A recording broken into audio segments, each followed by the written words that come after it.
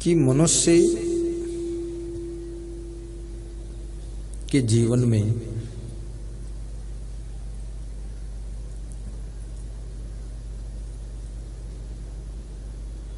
भक्ति का क्या महत्व है, संपत्ति का क्या महत्व है, धन बड़ा है कि धर्म बड़ा है, भक्ति बड़ी है कि संपत्ति बड़ी है, ये प्रश्न है।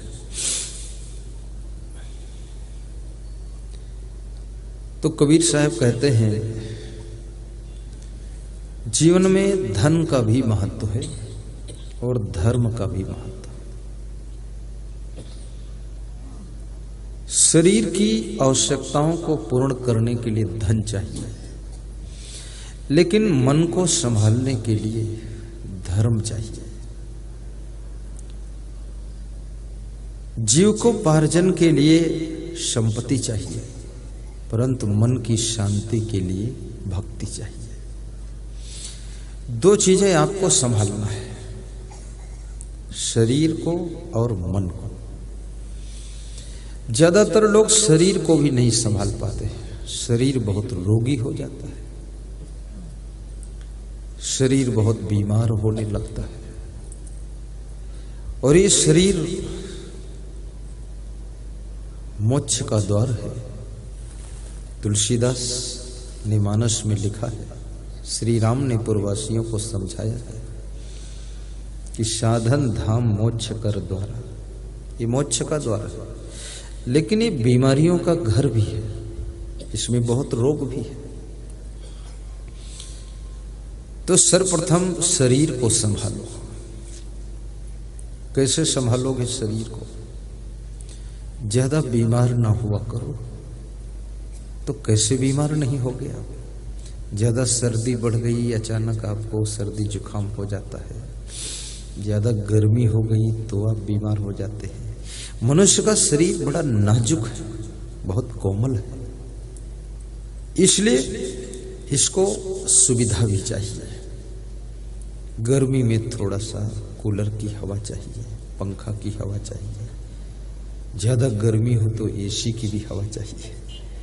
ज्यादा ठंडी है तो कंबल चाहिए, रजाई चाहिए। बहुत ज्यादा ठंडी है तो फिर हीटर भी लगाना पड़ेगा। और कमजोरी शरीर में आ गई तो थोड़ी दवा भी खाना पड़ेगा। दवा खाना कोई बुरा नहीं, लेकिन हमेशा दवा खाना खतरनाक भी है। कभी कभी खा लेना चाहिए। और फालतू दवा खाना, कोई बीमारी नहीं है फिर भी खाना, तो वो तुम जानो क्या होने वाला है।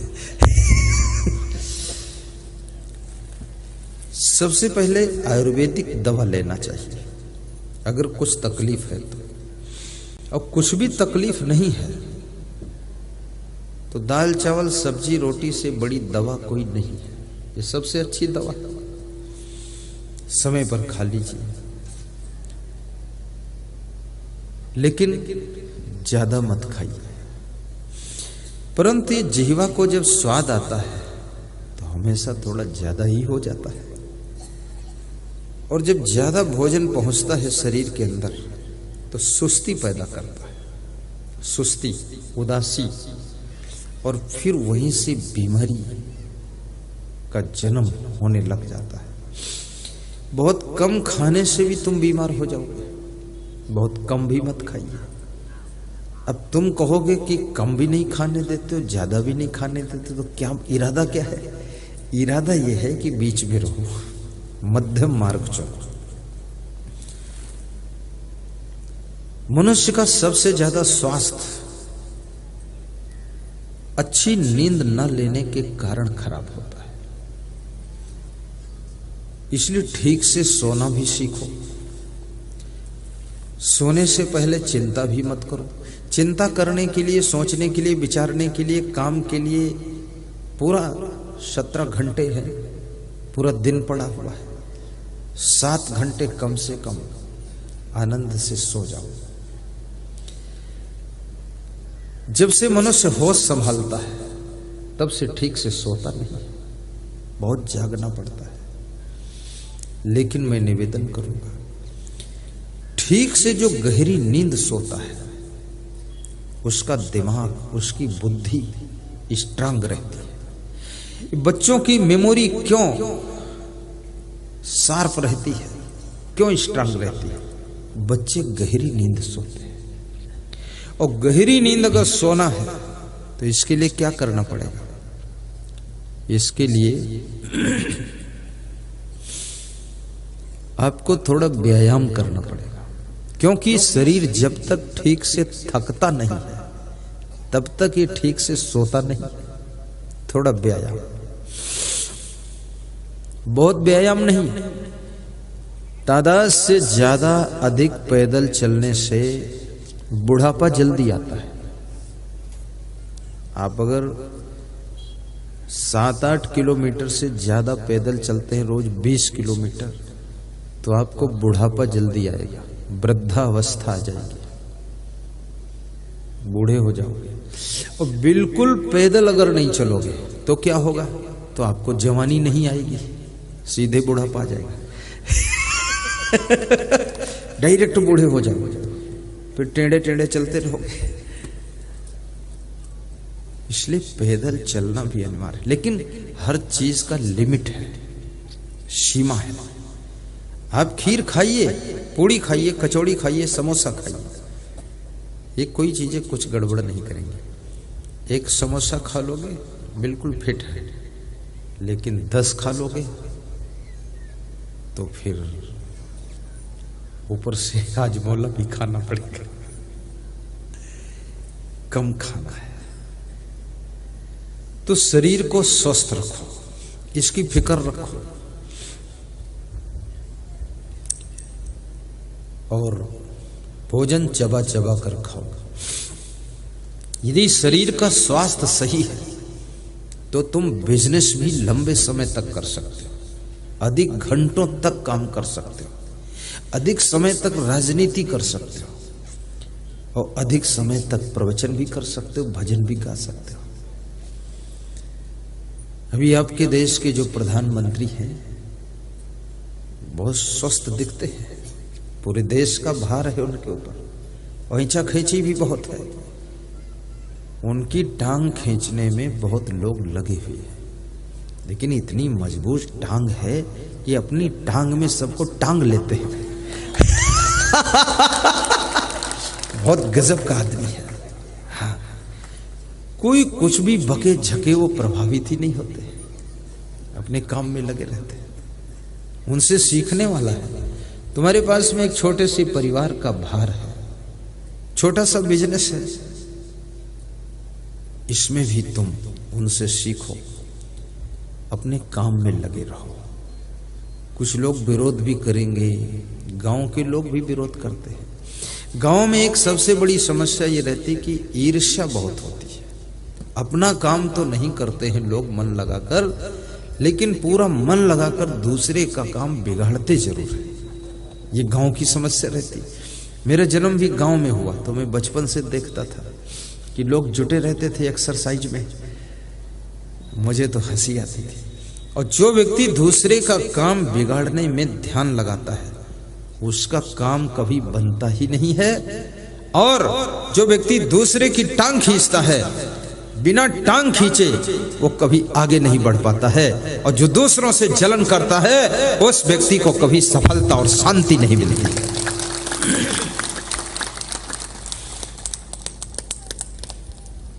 श्री कृष्ण कहते हैं श्रीमद् भगवत गीता में, यद्रच्छा लाभ संतुष्टो द्वंद्वातीतो विमत्सरः समः सिद्धाप सिद्धोपि चक्रत्वापि न निबद्धते। श्री कृष्ण कहते हैं यद्रच्छा लाभ संतुष्टो, सुखी रहने का तरीका, जो लाभ मिला है उसमें खुश हो जाइए, जो मिला है उसका आनंद लीजिए। अपने मन को संतुष्ट करना भी सीखो। दूसरों को तुम रोज समझाते हो, आप देखिए हर आदमी किसी न किसी को समझाते मिलेगा आपको, कोई न कोई को समझाता रहता है। पत्नी अपने पति को समझाती रहती है, हर पत्नी लगभग समझती कि हमारा पति कम बुद्धि का है, इसको बुद्धि दे दूं तो ठीक रहेगा।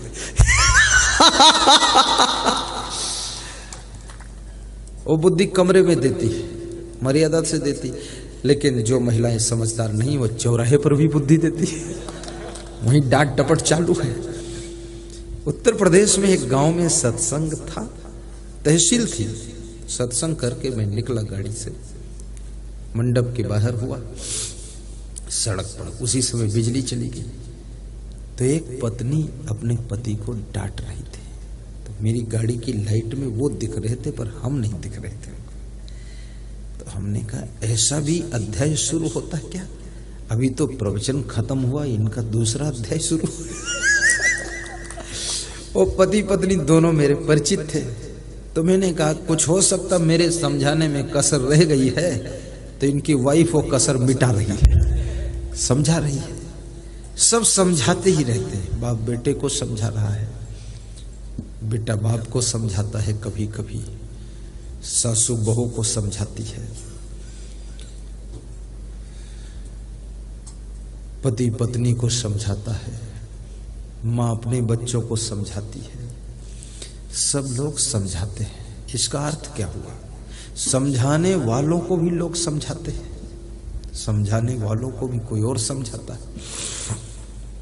कि हमारे पास में कहीं ना कहीं नासमझी भी है। और जो समझाते हैं, समझने वाले समझना नहीं चाहते, समझने वाले नाराज हो जाते हैं कि तुम हमारे पीछे क्यों पड़े हुए, हमको इतना बार बार क्यों समझाते हो, टार्चर क्यों करते हो, बार बार क्यों समझाते हो? जो तुमको बार बार समझाता है वो स्वयं से ज्यादा आपको मानता है, इसलिए बार बार समझाता है। जो व्यक्ति दिल से निकल जाता है उसको समझाने का कभी मन नहीं होता है। जो दिल में बसा हुआ है उसी को समझाने की इच्छा होती है।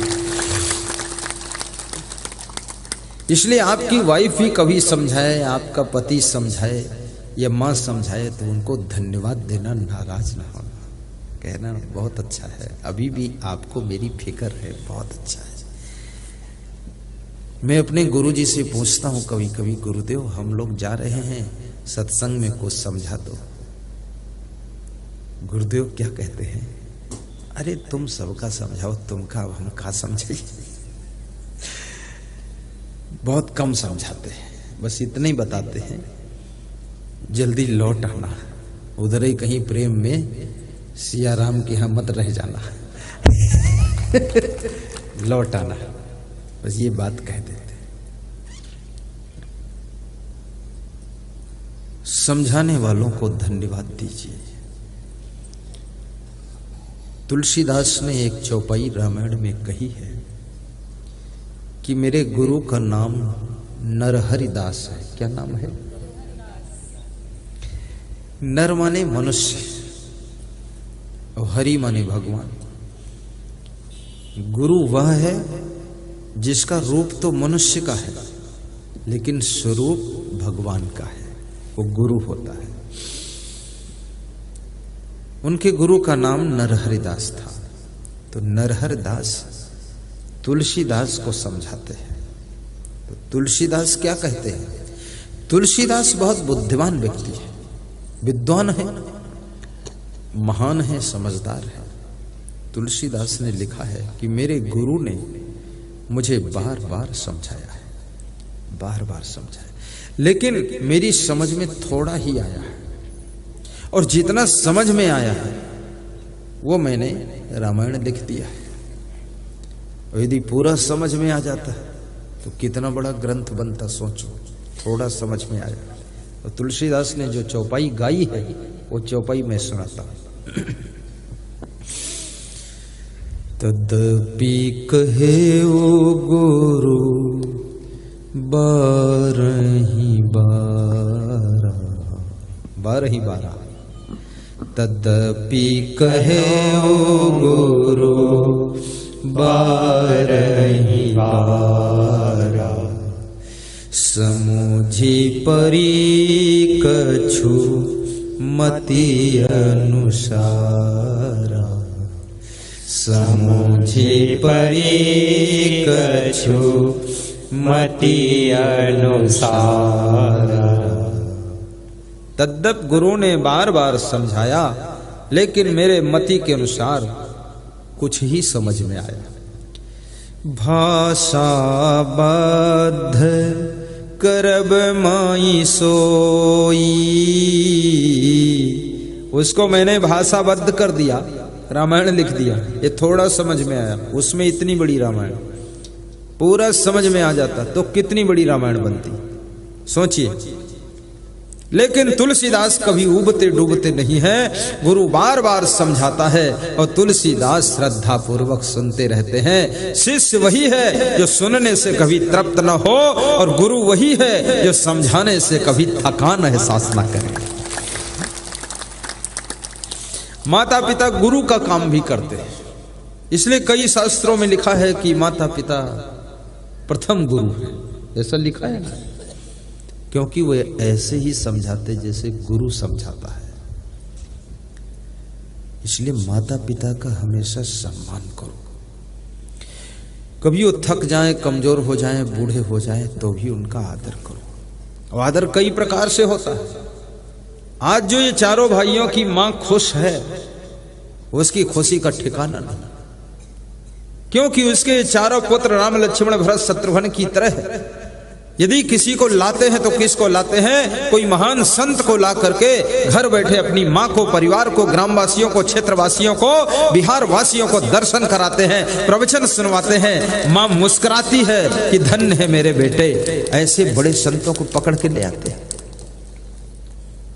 लेकिन कितने मां के पुत्र ऐसे हैं जो शाम को 2-4 शराबी लेकर आते हैं।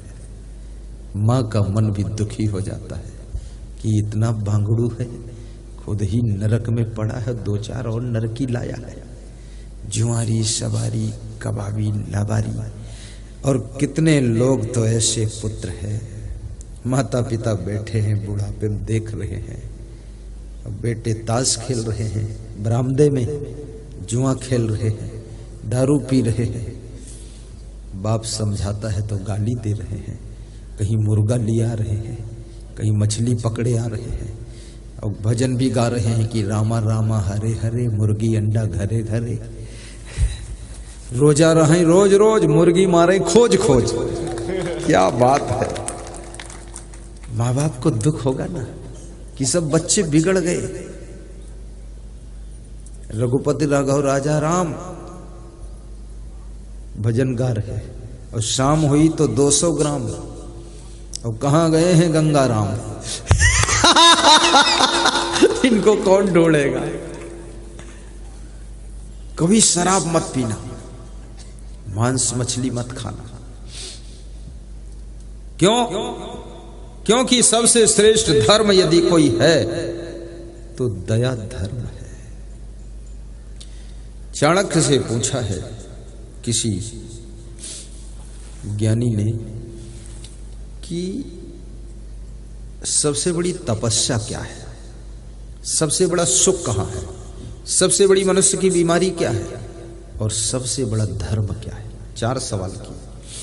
चाणक्य एक ही श्लोक में जवाब देते हैं कि शांतुल्यम तपो नास्ति, शांति से बड़ा कोई तप नहीं। और शांति का मतलब क्या होता है? शांति की पहचान क्या होती है?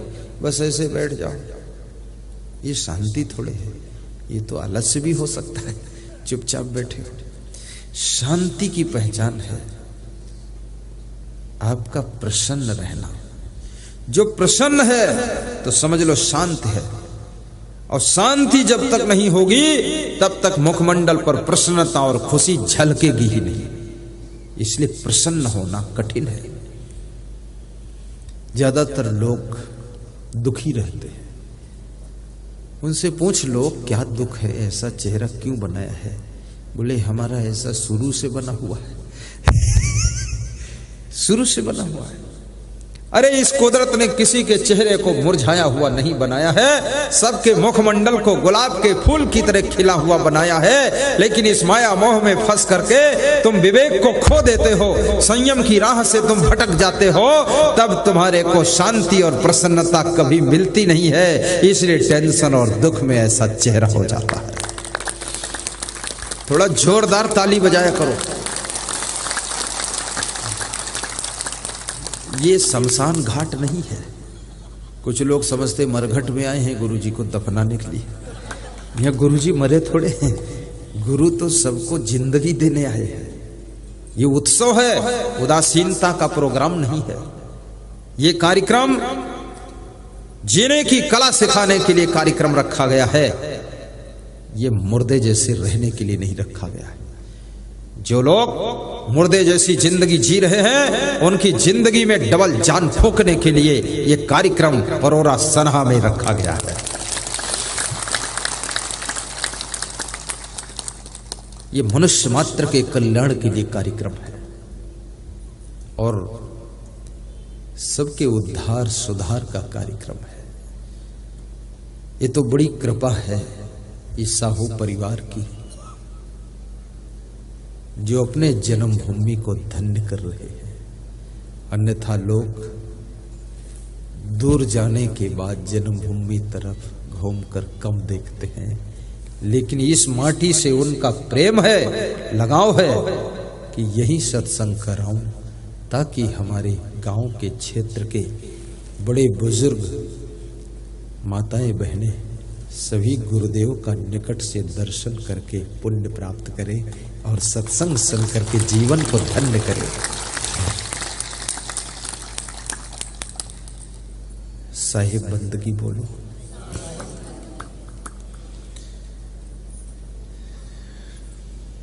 इसमें ऐसे कितने लोग बैठे हैं जिन्होंने मुझे मोबाइल के यूट्यूब में और टीवी में देखा है? दोनों हाथ उठाकर बताओ। सियाराम खड़े होकर देखो उधर, सब ऊपर ऊपर ताली बजाता है।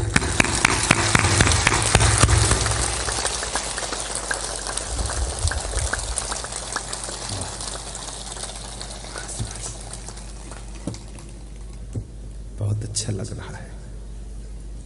आप जब ताली बजाते हो ना तो हमें अच्छा लगता है, और आप थोड़ा थोड़ा मुस्कुराते हो ना, ओंठें खोले रहते हैं तो बहुत अच्छा लगता है।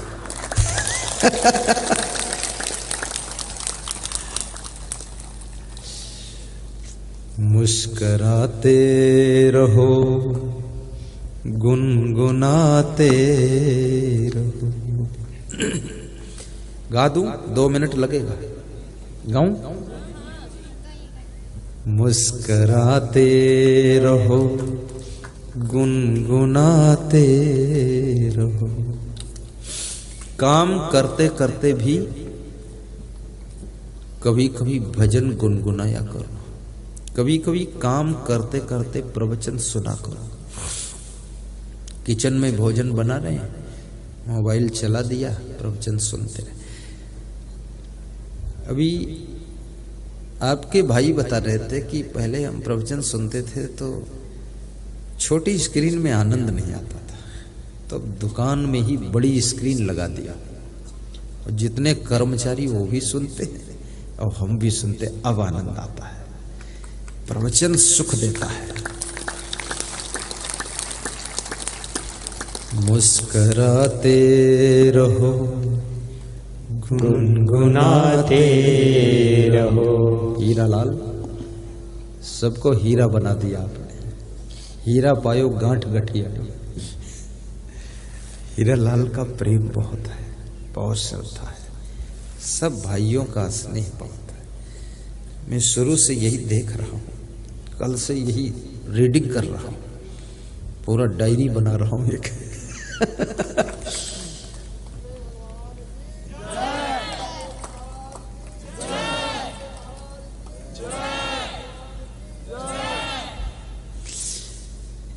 मुस्कुराते रहो, गुनगुनाते रहो।